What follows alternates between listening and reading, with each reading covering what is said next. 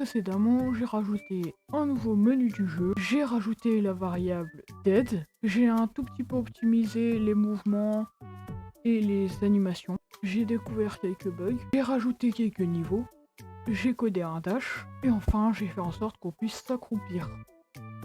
Pour continuer, j'ai décidé de faire le ménage dans mon code et de tout ranger, tout trier, etc. Du coup, je supprime les blocs inutiles et je rajoute des commentaires afin de mieux m'y retrouver dans mon code. Regardez, c'est déjà beaucoup mieux. Après ça, je me suis lancé sur le GUI ou le GUI. Je sais pas pourquoi est-ce qu'on dit ça avec GUI, mais bon, voilà. Le GUI, du coup, c'est en fait l'interface, ou pas que l'interface, mais c'est ce qu'on va voir à l'écran en général. Par exemple, là, je vais faire un compteur de pièces et un compteur de vie. Me voilà maintenant en plein montage et texturage du GUI. Je vous montrerai le résultat maintenant. Tout fonctionne bien. Donc nous voici dans le menu. J'en ai profité pour rajouter un compteur de FPS. Et nous avons bien sûr notre compteur de vie. Alors quand on voit la différence entre la variable live et le compteur de vie, c'est normal, c'est parce qu'il y aura même un compteur quand la vie sera à 0. Comme ça, je pourrais faire un game over.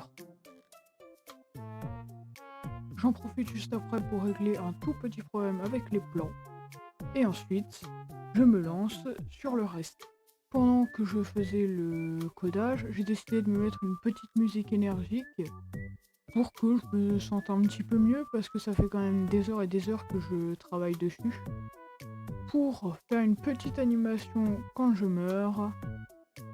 Voilà, sauf que le problème, c'est qu'il y a eu un énorme bug qui fait que dès que je lançais le jeu, il mourait.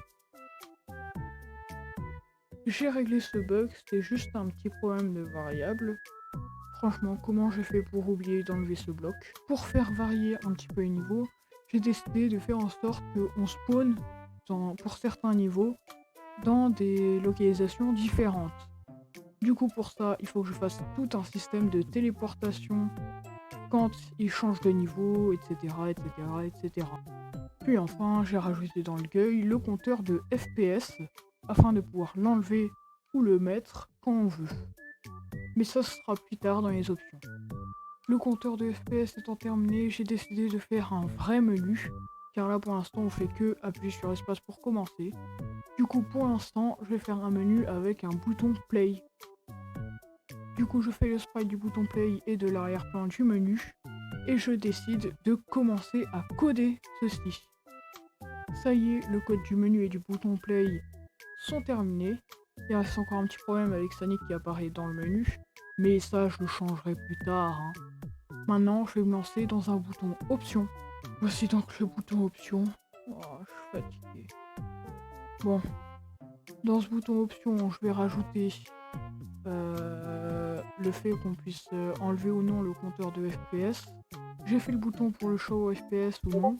Et surtout, j'ai décidé de redesigner le fond parce que c'était un petit peu difficile. Et de mettre un Sonic the Hedgehog juste au-dessus. Sonic, pardon.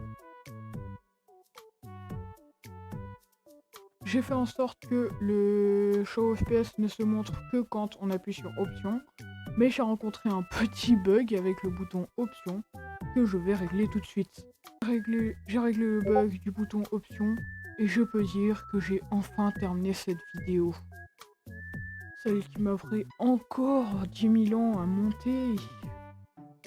Bon ça va, je suis quand même satisfait du résultat. Et j'espère pouvoir bientôt vous faire tester le jeu.